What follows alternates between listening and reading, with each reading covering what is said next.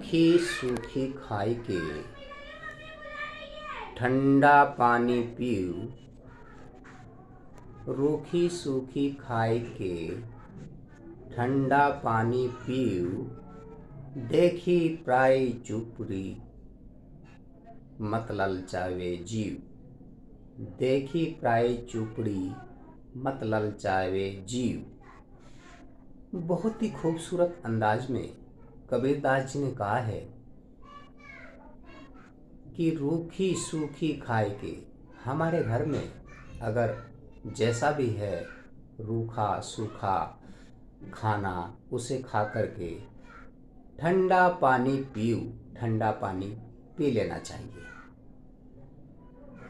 कबीरदास जी कहते हैं कि हम अपने घर में जैसा भी खाते हैं और उसको खा करके ठंडा पानी पीते हैं तो उससे ही संतुष्ट हो जाना चाहिए। देखी प्राई चुपड़ी मत ललचावे जी। देखी प्राई चुपड़ी, दूसरों के घी की चुपड़ी हुई रोटियां, घी से लबरेज रोटियां देख करके हमें मत ललचावे जीव, अपने जीव को लालच में नहीं लाना चाहिए। अर्थात मतलब ये हुआ कि हम सुख और दुख में अपने घर में जैसे भी हैं उसको कवर करते हुए आगे बढ़ना चाहिए और दूसरों की ऊंची झूठी शान को देखकर लालच में नहीं आना चाहिए।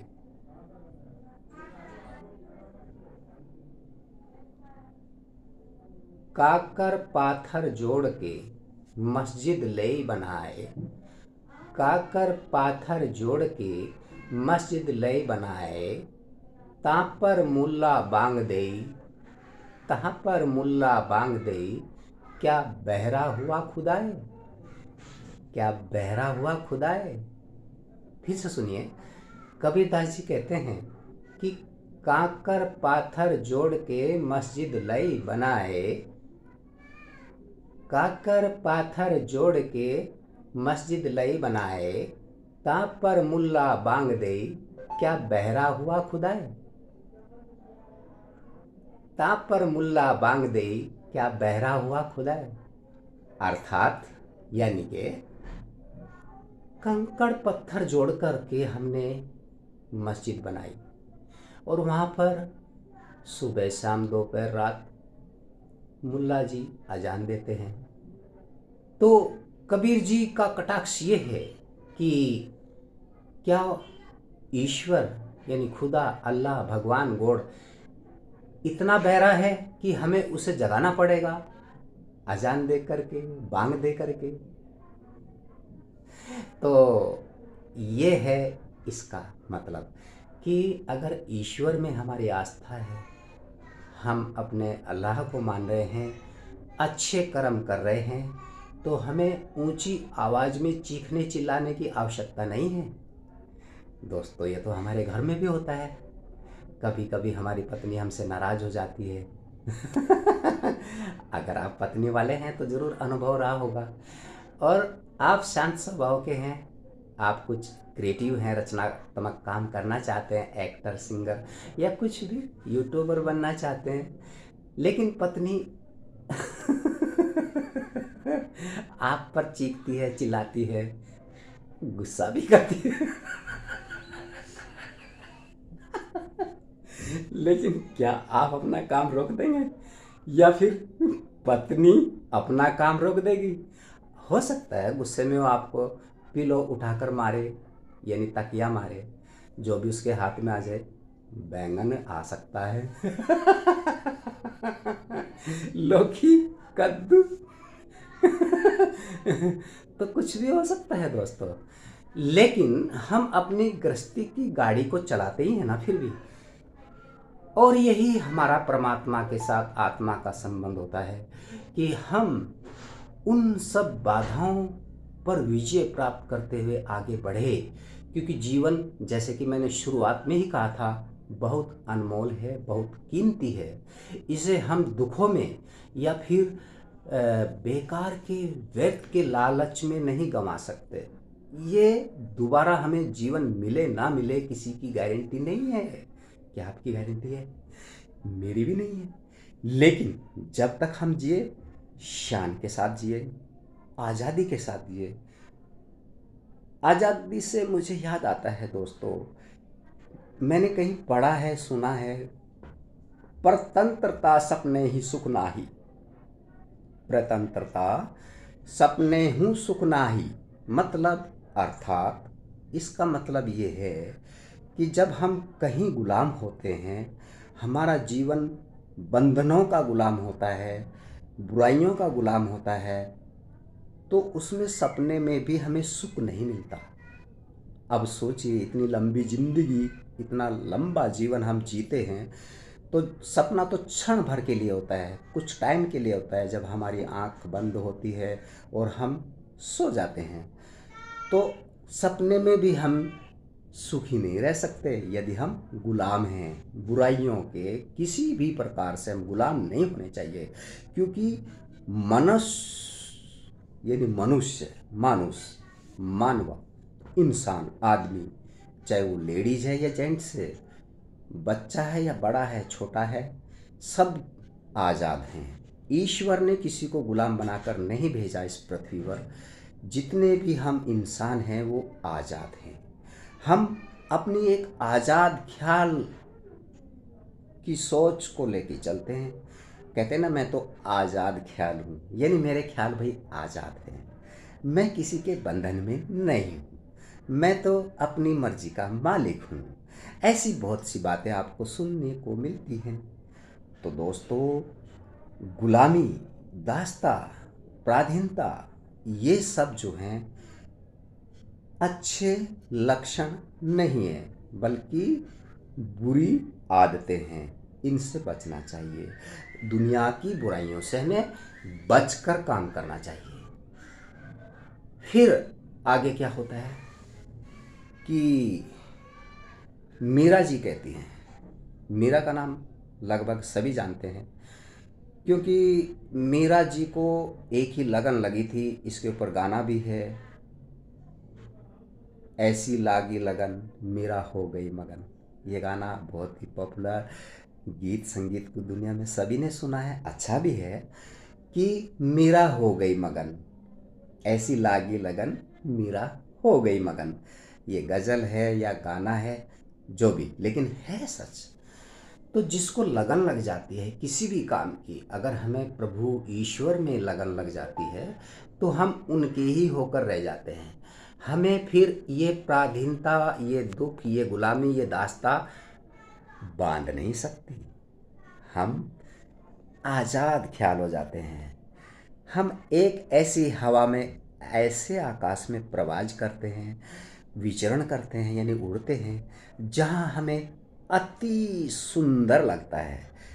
ऊपर से ये संसार बहुत ही खूबसूरत लगता है, और इस खूबसूरती का अंदाज़ा हम तब लगाते हैं जब हम उस प्रभु की लौ में क्या हो जाते हैं, मगन हो जाते हैं। जैसे कि मीरा जी हुई थी। मीरा जैसा ही, क्या मीरा जी के पास आपको क्या लगता है खाने की कमी थी? नहीं, वो तो महाराज की महारानी थी, और महारानी से भी बड़ी भक्त थी वो श्री कृष्ण जी की, भगवान की। सोने चांदी हीरे जवाहरात अशरफी, ये सब तो उनके पैरों की ठोकर के बराबर थे, क्योंकि उन्हें महल, घोड़े, हाथी, सोना चांदी हीरे जवाहरात अशरफी और ऐशो आराम नहीं चाहिए था। क्यों नहीं चाहिए था? क्योंकि मीरा जी को ये अक्ल आ गई थी कि ये तो एक दिन छूटने वाला है। अरे जब हमारा खुद का स्वयं का एक शरीर भी छूट जाता है, वो 5 तत्वों में मिल जाता है, वही हमारा साथ नहीं दे सकता, तो फिर ये चीज़ें कहाँ तक साथ देंगी? तो फिर मैं क्या करूं? दुविधा में पड़ गई हमारी मीरा जी, जो महारानी थी, जिनके यहाँ कई कई हजार दासियां, नौकरानियां थी, सेवक थे, दास थे, जो उनके एक इशारे पे कुछ भी कर सकते थे। और वो खुद में एक महारानी थी, बुद्धिमान थी, तजुर्बेकार थी। उसके बाद भी उसका मन क्यों नहीं लगा महलों में? क्यों किया उसने? उसके अंदर वैराग्य क्यों उत्पन्न हुआ? क्यों प्रभु से योग हुआ? क्यों मिलाव हुआ? क्यों मगन में हो गई? और क्यों इस संसार को वो कहना चाहिए कि तुच्छ समझने लगी? क्योंकि जिसको ये आभास हो जाता है कि परमात्मा से आत्मा का मिलन तो सच्चाई है, तो फिर वो कुछ दिनों का मेहमान ही तो है इस दुनिया में। फिर क्यों किसी लफड़े में पड़े? क्यों झगड़े में पड़े? क्यों गुस्सा दिखाए, क्रोध करे, एंग्री हो जाए, नाराज हो जाए? कहते हैं ना 4 दिन की चांदनी फिर अंधेरी रात। यानी भाई जो तुम देख रही हो सब धोखा है, धोखे में हैं हम सब। एक्चुअली ये संसार जो है ये हमें माया जिसको बोलते हैं संत महात्मा विद्वान लोग, पूर्वज लोग, पुरखे, कि भाई ये संसार एक धोखा है। एक्चुअली में आप ही सोचो क्या है संसार? हम सब कहते हैं ये संसार बहुत अच्छा है, ये वो है, लेकिन कब? जब हम ये जानते हुए कि एक दिन संसार को छोड़ना ही है, फिर दुख करें तो किस बात का करें? हम संसार में कुछ लेकर नहीं आते, इसलिए संसार से लेकर भी नहीं जाते। तभी तो बीच का रास्ता क्या, जब से हम जन्म होता है, मृत्यु होती है, कि भाई इसने अच्छे कर्म किए, अच्छा बंदा था, बढ़िया बंदा था, महान बंदा था, बहुत ही अच्छे विचार थे इसके। लेकिन कुछ लोगों को ऐसा नहीं कहते, उसके विपरीत कहते हैं कि बुरा था यार, अच्छा हुआ इस दुनिया से चला गया, नहीं तो और परेशानी आती इसके रहने से। तो इसलिए दोस्तों मेरा तो यही कहना है कि मीरा की तरह मगन। लेकिन आप ये सवाल कर सकते कि मीरा तो महारानी थी, हम कैसे गुजारा करें? हमें तो कमाना पड़ेगा, कमा के घर चलाना पड़ेगा। एक्चुअल में हर किसी ने काम किया है, काम करने से ही फल मिलता है। तो सबसे पहला आपका धर्म क्या है? घर गृहस्थी। चलो मान लेते हैं आप घर गृहस्थी वाले हैं, यानी फैमिली वाले हैं, परिवार वाले हैं। तो परिवार के प्रति जो आपकी आस्था है, लगन है, वो भी एक भक्ति है। कहते हैं ना गृहस्थी की भक्ति भी बहुत बड़ी भक्ति होती है। यदि आप अपने पत्नी का, वाइफ का, बीवी का भरण पोषण करते हैं, उसकी हर तरह से खुशियों का ख्याल रखते हैं, और अपने बच्चों का, अपनी संतान का, अपनी औलाद का आप कर्तव्य निभाते हैं जो आपका फर्ज है, और घर गृहस्थी चलाते हैं आप, तो इससे बड़ी भक्ति और क्या हो सकती है दोस्तों? आपने भी खुद महसूस किया होगा कि जब परिवार में आप कुछ अच्छा करते हैं, घर गृहस्थी के लिए अपने आप को दूर रख के, अपने ऐशो आराम को दूर रख के काम करते हैं, 8 घंटे या फिर 12 घंटे या फिर 24 ही घंटे या 18 घंटे, जैसा भी कैपेसिटी है, तो आपको उसमें एक अलग आनंद की अनुभूति होती है कि नहीं? होती है, मुझे तो होती है। और जब हम उस आनंद से ओतप्रोत होते हैं तो हमें लगता है इससे बड़ा संसार में सुख, स्वर्ग, हेवन हो ही नहीं सकता, क्योंकि हम अपने परिवार के लिए कुछ कर रहे हैं, और इससे भी अच्छा करने की हम कोशिश करते हैं। फिर इसी कोशिश में करते करते वाकई हम एक स्टेप से 2 स्टेप, 3 स्टेप और आगे बढ़ते चले जाते हैं। परिवार भी खुश, हम भी खुश, और ऊपर वाला भी ये सब देख के खुश होता है। क्योंकि जब हम अपने आप को संभाल लेते हैं तो हम परिवार को भी संभाल लेते हैं, और जब हम अपने आप और परिवार को संभाल लेते हैं तो किसी और का भी हम भला कर सकते हैं कि नहीं दोस्तों? तो हम जो ये लोगों की बातें हैं, कहावतें हैं, सच्चाइयाँ हैं, इनमें सांच बराबर आँच नहीं, सांच बराबर आँच नहीं, ऐसे ही कुछ है ना। तो सच्चाई को कभी छुपाया नहीं जा सकता, उसको कभी कुछ किया नहीं जा सकता। जल सच है, वायु सच है, आकाश सच है, धरती सच है, आग सच है। इन्हीं 5 तत्वों से ये शरीर बना है और कहते हैं 5 तत्वों में विलीन हो जाता है, यानी मिल जाता है, खाक हो जाते हैं हम। तो ज्ञान की बातें बड़ा अच्छा सुनने में लगता है। एक बार क्या हुआ कि एक चोर चोरी करने गया और जाते जाते रास्ते में कहीं कोई महंत महापुरुष सतगुरु सत्संग कर रहे थे और वो चोर भी दूर से लोगों के पीछे जाकर सुनने लगा, बैठकर या खड़ा होकर। तो जब वो सत्संग सुन रहा था तो उसी समय वहाँ का दरोगा उधर आया और उसने देखा कि मुझे एक चोर की तलाश है जो रोज़ लोगों को चोरी करके परेशान करता है। तो उसने गुरुजी को प्रणाम किया, बोला इनमें कोई चोर तो नहीं है, क्या मैं गुरुजी तलाशी ले लूँ? तो गुरुजी ने कहा नहीं भाई, चोर अपना कर्म करता है, लेकिन अगर वो चोर आज सत्संग में है या था या रहेगा तो उसके पाप जो हैं धुल गए। तो उस दिन वो चोर बच गया सच में, और उसे लगा कि जब मैं इतनी बड़ी आफत से मुसीबत से मुझे फांसी लटकाते या मुझे दंड देते भारी, और एक दिन की सत्संग की रात बिताने से मैं बच गया, मेरा जीवन बच गया। कहते हैं ना, जान है तो जान है, तो उसकी जान बची। और उसने उस गुरुजी के सामने समर्पण कर दिया, बोला कि मैं ही वो चोर था जिसे रात पुलिस तलाश कर रही थी, और आपके सत्संग में आने से मैं बच गया, नहीं तो मैं आज जेल में होता। तो गुरुजी ने कहा अब तुम खुद सोचो कि तुम्हें कौन सा रास्ता अपनाना, सत्संग का या झूठ का, फरेब का। हुँ? उसने कहा नहीं गुरुजी, मैं समझ गया, मुझे तो बस आपका बताया रास्ता चाहिए। मेरी आंखें खुल गई और अब मैं वही करूँगा जो आप कहेंगे। कि देखिए, अगर आप परिवार के लिए चोरी करते थे तो कोई अच्छा काम ढूंढो, करो। फैमिली परिवार जरूरी है, उसके बाद तुम सत्संग अटेंड करो, सत्संग में रहो, लेकिन अपना वो काम करो जो समाज में तुम्हें इज्जत दिलवाए, रुतबा दिलवाए।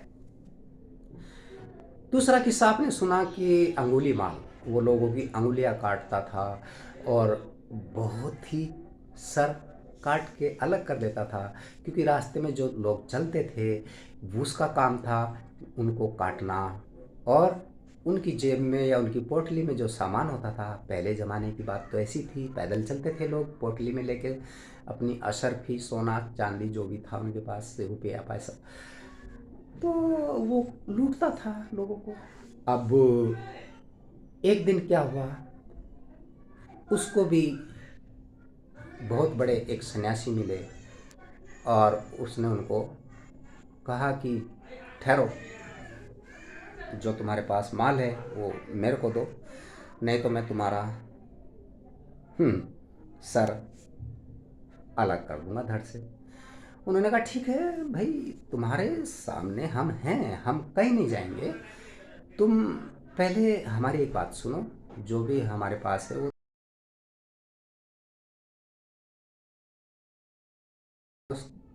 से जाकर पूछोगे कि यदि जो मैं ये कुकर्म कर रहा हूँ मेरे घर वालों के लिए, क्या मेरे घर वाले इसमें मेरा साथ देंगे, यानी मेरे पाप में भागीदार होंगे?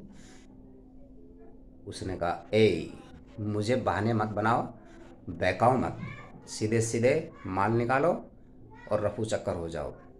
उसने कहा अरे भाई, तुम्हें विश्वास नहीं हो रहा? बोला मुझे विश्वास कैसे होगा, तुम जैसे लोगों को तो मैं अच्छे से जानता हूँ। तुम मुझे टालना चाहते हो और ये कहते हो कि मैं घर चला जाऊँ और तुम यहाँ से खिसक लो चुपके से। उसने कहा ठीक है। संत बोला तुम एक काम करो ना, ये तुम्हारे पास रस्सी पड़ी होगी या कुछ भी, ये मेरी जो दुपट्टा है इससे मुझे बांध दो पेड़ से कस के, और मैं तो खोल नहीं पाऊँगा, तो तुम आके मेरे को फिर मिल लेना, खोल देना, तुम्हें जो अच्छा लगे, मुझे मार देना या मेरा सामान लूट लेना, लेकिन मेरी इच्छा है कि तू एक बार जाके मिल के आ घर जा। बोला क्यों? कि उनको पूछो कि भाई जो मैं पाप कर रहा हूँ क्या तुम मेरे भागीदार बनोगे इसमें? ठीक है, लो मैं तुम्हें बांधता हूँ। उसने रस्सी से या चादर से या दुपट्टे से या रुमाल से उनको बांधा और भाई वो चला गया। कहाँ? अपने घर। सबसे पहले गया अपनी पत्नी के पास। पत्नी को बोला अरे मैं जो ये माल कमा के लाता हूँ, लूट के लाता हूँ रोज़, और यदि मुझे फांसी होगी या मैं पकड़ा गया और जेल के अंदर जाऊँगा या कुछ भी होगा या भगवान मुझे सज़ा देंगे तो क्या तुम मेरी सज़ा में भागीदार होंगे? पत्नी बोली मुझे क्या मतलब, अरे तुम कुछ भी करो, मुझे तो खर्चा चाहिए बस घर में चलाने के लिए, तुम कुछ भी करके लाओ, और मैं कि तेरी भागीदार नहीं बनने वाली हूँ, क्योंकि तुम कर रहे हो ना, मैं थोड़ी कर रही हूँ। लोगों को तुम काटते मारते हो, मैं थोड़ी ना मारती हूँ। मुझे तुम अच्छा काम करके लाओ। उसने फिर अपने बच्चों से पूछा, अरे बच्चों तुम बताओ, यदि मैं पकड़ा गया और मेरे पाप की सज़ा मुझे मिलने लगी तो तुम मेरी सज़ा को हल्की करने के लिए बांट लोगे?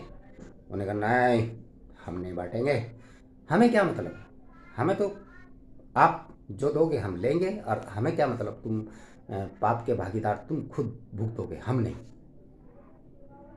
उसने फिर अपने माँ से पूछा, माँ ने भी यही जवाब दिया, पिता से, भाई से। उसने कहा भाई हमें तो तुम्हारे पाप में भागीदार हम नहीं होना चाहते, वो तुम जानो, हमें तो तुम्हारे रुपए पैसे से मतलब है, बस तुम कुछ भी करो, पाप के भागीदार तुम बनो, जन्म जन्म तक तुम कुछ भी बनो, हम नहीं बनेंगे तुम्हारे साथ। तो उसने कहा यार फकीर तो बड़ा पहुंचा आदमी है, इसलिए उसने मेरे को यहाँ भेजा। ये तो वाकई मुझे पता नहीं था इस बात का, मैं तो गलत फहमी में जी रहा था। यानी कोई किसी का सगा नहीं होता, सब अपने अपने मतलब के होते हैं। यानी फांसी चढ़ूंगा मैं, जेल जाऊंगा मैं, कटूंगा मरूंगा मैं, जन्म जन्म कुत्ता बिल्ली बनूंगा मैं, हैं? उन्हें अपने उससे मतलब है, ऐशो आराम से मतलब है, मतलब मेरी कमाई से मतलब है उन्हें। मेरी पाप की कमाई में वो हिस्सेदार तो होते हैं, लेकिन मेरे पाप की सज़ा में हिस्सेदार नहीं होंगे। तो मैं क्या करूं? वो भागा भागा अपने उस तपस्वी के पास आया, महात्मा के, जिसको अभी बांध कर गया था। बोला बस मैं सब समझ गया, और अब मेरी आंखें खुल गई, मेरा दिमाग खुल गया, मुझे ज्ञान हो गया है। अब मुझे कोई ऐसा रास्ता बताओ महाराज, मैं आपको खोल देता हूँ कि मैं क्या करूँ। कि अब बात समझ में आई ना, ये तुम सब पाप किस लिए ढो रहे थे, अपने ऊपर पाप क्यों चढ़ा रहे थे? कोई किसी के लिए कुछ नहीं करता। जो तुम करोगे वो अच्छा कर्म करोगे तो तुम्हारी तारीफ होगी, तुम अच्छे कहलाओगे। बुरा करोगे तो बुराई का भुगतान भी तुम्हें ही करना पड़ेगा। और वैसे गीता में भी कहा है ना, जैसा कर्म करेगा इंसान वैसा फल देगा भगवान। पूरी गीता का सार यही है। श्रीमद् भागवत गीता में इतना कुछ है, लेकिन उसका सबका सारांश, यानी उसका एक ही लाइन से पता चल जाता है कि भाई जैसा कोई कर्म करेगा वैसा इसको फल मिलेगा। और वैसे साइंस में भी कहा है, विज्ञान में भी है ये बात, कि जैसे हम क्रिया करते हैं वैसी ही प्रतिक्रिया होती है। तो जब दोनों ही दृष्टिकोण सही है, यानी भगवान का भी और विज्ञान का भी, कि कर्म के अनुसार ही हमें फल मिलता है, तो फिर हम क्यों फिर बीच में भटक जाते हैं, अटक जाते हैं, लटक जाते हैं, खटक जाते हैं, कुछ भी कह सकते ना। सिंपल है कि भाई हमें जहाँ हमारी आत्मा कहती है वो करना चाहिए, जिससे हमें सुकून मिलता है। किसी का नुकसान करके, दिल दुखा के हम सोचते हैं हम आराम की ज़िंदगी, चैन की ज़िंदगी और सुखी हो जाएंगे, कभी नहीं। इसलिए क्या करो, उपकार करो, पर हित में भी काम करो। किए हुए उपकार तुम्हें कई गुना होकर वापस मिलते हैं। गौतम बुद्ध जी को ले लीजिए। वाल्मीकि जी को ले लीजिए, वाल्मीकि जी भी सेम अंगुलीमाल की तरह था। उन्हें भी एक संत टकराए थे और उन्होंने उसको, क्योंकि वो अनएजुकेटेड पर्सन होते हुए भी, या एजुकेटेड था भी लेकिन गलत काम कर रहा था, लोगों को लूटता था, काटता था, डाकू था यार। उसको भी एक महात्मा ने चेताया, महान आत्मा ने चेताया, उसको ज्ञान हुआ, तब जाके उसने, आप जानते हैं डाकू से क्या बन गया वो? कालिदास। कालिदास के साथ भी ऐसा ही हुआ। तो कितने लोग हैं जो बुराइयों का रास्ता अख्तियार कर रहे थे, फिर उन्हें जब ज्ञान हुआ, वो उनकी आत्मा जाग गई, वो पहचान गए अपने आप को कि हमारा जन्म इसलिए नहीं हुआ कि हम गलत काम करके जिए, हमारा जन्म इसलिए हुआ कि हम इस संसार में मानव कल्याण के लिए कुछ करें और अपनी घर गृहस्थी को चलाएं, अपने परिवार को चलाएं। अगर घर गृहस्थी नहीं है तो समाज में कुछ सामाजिक अच्छे काम करें, किसी का भला करें। तो गौतम बुद्ध जी, यानी सब जानते हैं महात्मा बुद्ध जी को, कौन नहीं जानता। वो राजकुमार थे, राजा के लड़के थे। जब से उन्होंने जन्म लिया, जवान हुए, बड़े हुए, शादी हुई, बच्चा हुआ, और राजकुमार तो राजकुमार ही होता है, फिर भी उनका मन उदास था। क्यों? सुंदर रानी थी, सुंदर बालक था, माता पिता थे, राजा का लड़का था, राजकुमार था, भाई राजा था, हैं, सब कुछ था उसके पास, फिर भी उसने क्यों त्याग दिया, क्यों छोड़ दिया? बालक को, बेटे को, पत्नी को, माँ बाप को, भाई को, बहनों को, रिश्तेदारों को, राजपाट ही त्याग दिया, जिसके लोग लड़ते हैं, मरते हैं, कुर्सी के लिए देखो लड़ाई होती है नेताओं में, कुर्सी के लिए लड़ाई होती है यार। लेकिन उसके पास क्या नहीं था? सब कुछ था और सच था, इसमें झूठ नहीं है।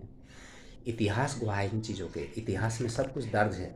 आप इतिहास उठाकर देखिए, गूगल पे सर्च करके देखिए, यूट्यूब पे देखिए कि वो राजा होते हुए भी, सुंदर खूबसूरत हैंडसम होते हुए भी, हैं, पारिवारिक होते हुए भी, जंगल में जाके क्यों तप करने लगे? क्यों क्यों उनके अंदर ऐसी बात जागी? क्या उन्हें भूखा मरना पड़ा था? राजमहल में जो दूसरों को खाना खिलाते हैं, दूसरों को नौकरी देते हैं, दूसरों को मतलब मंत्री संतरी बनाते हैं, वो खुद राजा थे यार, राजकुमार थे। उनके एक इशारे पर कुछ भी होता था। फिर भी वो एक आम आदमी से भी आगे चले गए, और कहाँ चले गए? जंगल में पेड़ के नीचे बैठ के तपस्या करने लगे। पत्नी को छोड़ा, बेटे को छोड़ा, वो भी जवान होते हुए, राजपाट छोड़ा, माँ बाप भाई बहन को छोड़ा। क्यों? ये बातें बड़े ज्ञान की बातें हैं, बड़े गूढ़ रहस्य हैं, और बहुत ही सोचनीय बातें हैं, इसलिए कि वो समाज की इस विचारधारा में शामिल थे कि बड़े हो जाओ, घर गृहस्थी निभाओ और प्रजा के लिए कुछ करो। लेकिन उसने देखा कि भाई, जब वो छोटा था, राजा को डर था कि कहीं मेरा बेटा राजपाट से अलग ना हो जाए। उसका डर सही था, हर माँ बाप का होता है। तो राजा अपने बेटे को राजकुमार के रूप में ही देखना चाहता था, यानी राजा ही देखना चाहता था। लेकिन जब वो छोटी उम्र में देखा उसने कि कोई आदमी बहुत ही बूढ़ा है, लकड़ी लाठी लेकर कमर झुकाकर चल रहा है, उसने अपने सेनापति को पूछा या मंत्री को पूछा जो उसके साथ रहते थे कि भाई ये क्यों ऐसा लाठी पकड़ के क्यों चल रहा है? तो उसके मंत्री ने उसको सही जवाब दिया कि देखो, ये अवस्था आपकी भी आएगी राजकुमार, मेरी भी आएगी, सबकी आएगी। जब आदमी बूढ़ा हो जाता है तो उसे कमजोरी सताती है, और कमजोरी में उसका रीढ़ की हड्डी मुड़ जाती है, वो झुक जाता है। राजकुमार को आश्चर्य हुआ, ऐसा होता है? कि आपके सामने तो है कि क्या मैं भी ऐसे हो जाऊंगा? बिल्कुल हो जाएंगे। क्या मेरे पिताजी भी, राजा जी भी ऐसे हो जाएंगे? बिल्कुल हो जाएंगे। मेरी औलादें भी ऐसी होंगी? हाँ बिल्कुल होंगी। फिर दूसरे दिन उसने कहा आज भी मैं बाहर जाऊंगा घूमने। राजा ने मना किया लेकिन फिर भी वो नहीं माना, बोला नहीं मैं तो जाऊंगा जी, आप मुझे लाख कोशिश करें मैं रुकूंगा नहीं, मैं तो देखना चाहता हूँ दुनिया क्या है। अरे बोला ये ऐसा आराम के दिन है तुम्हारे, तुम क्यों देखते हो ये सब, इसके लिए हम हैं ना, मंत्री संतरी सब हैं। बोला नहीं मुझे जाना है, मुझे देखना है।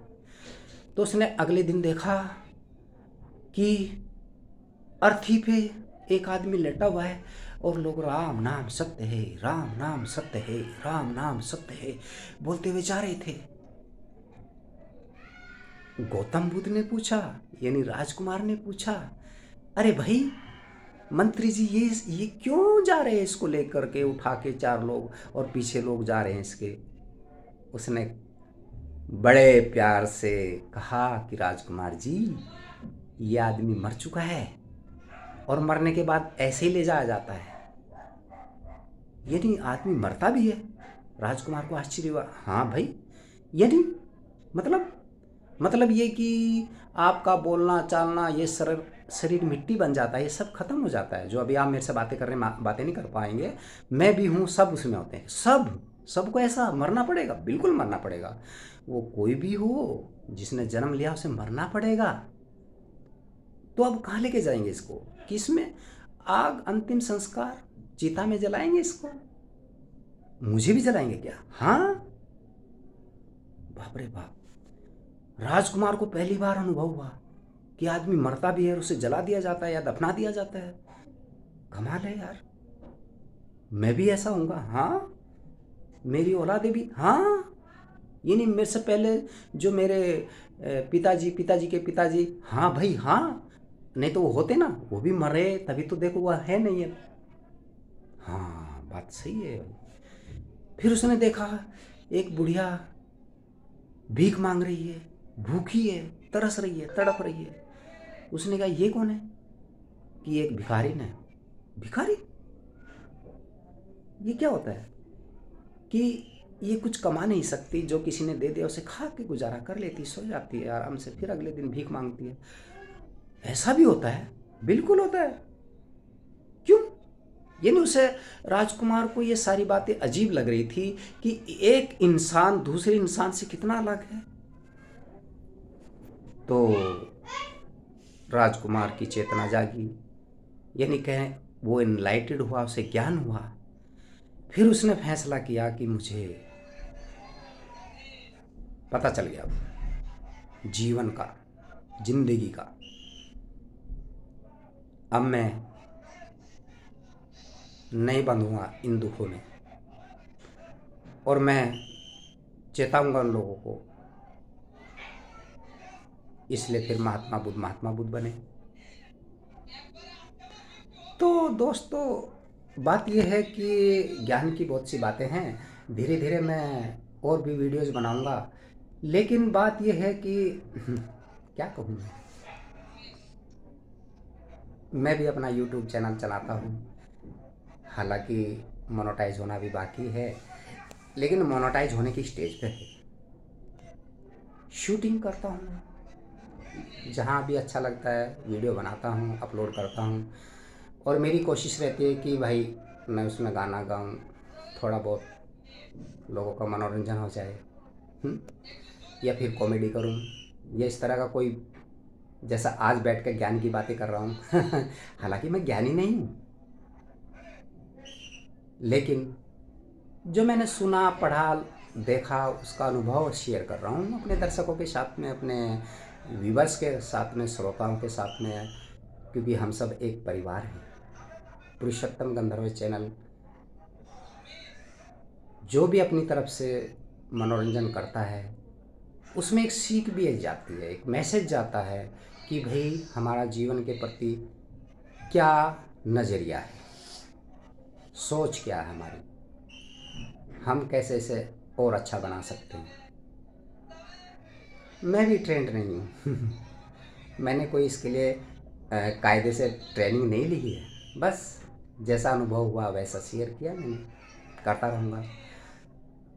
कुछ अलग अलग टाइप की बातें, अलग अलग टाइप की वीडियो देखने को मिलती रहेंगी आपको पुरुषोत्तम गंधर्व चैनल में। हाँ, इस चैनल की भी एक जिम्मेदारी है कि लोगों को मनोरंजन प्रस्तुत करे और उनको कुछ सीखने को भी मिले। ऐसी हम वीडियो की शूटिंग करें, उनको अपलोड करें अपने चैनल में। यही एक रास्ता है जो मैंने अपनाया है। अब देखो क्या होता है। हालांकि दर्शकों का अपार अगाध प्यार मिल रहा है, बड़ा अच्छा लग रहा है चैनल बनाने में, चैनल के साथ चलने में। हम सब कुछ बातें शेयर कर लेते हैं, अच्छा लगता है हमें। तो ये अच्छाई जो है हमारी, ये हमें काफ़ी लंबे तक साथ देती है और इसी से हमारा मनोरंजन भी होता है, हम एक दूसरे से रूबरू भी हो जाते हैं। यही बात है। इस बात को देखते हुए चैनल की जो मर्यादा है उसको सामने रखते हुए अब हम फिर कोई नई वीडियो का विचार लाते हैं, एक सोच लाते हैं और उसको वीडियो को फिर शूट करते हैं, आपकी सेवा में प्रस्तुत करते हैं। क्योंकि मनोरंजन करना भी एक भलाई का काम है, अच्छा काम है। लोगों को हंसना हंसाना, लोगों को गुदगुदाना, उनके चेहरे पर मुस्कान लाना, खुशियाँ बांटना, ये भी एक पुण्य का काम है। इसको हम अपने तरीके से कर सकते हैं, करते रहेंगे। अब जैसे मैं आपके सामने हूँ, आप देख रहे हैं कि मैं कुछ बातें कबीर जी के बारे में बोल रहा था, महात्मा बुद्ध जी के बारे में बोल रहा था, हैं, फिर कालिदास जी के बारे में, अंगुलीमाल के बारे में, और भी। तो अच्छाई और बुराई, इनका हमेशा संसार में कभी अच्छाई कभी बुराई, कभी बुराई कभी अच्छाई, ये चलता रहा है।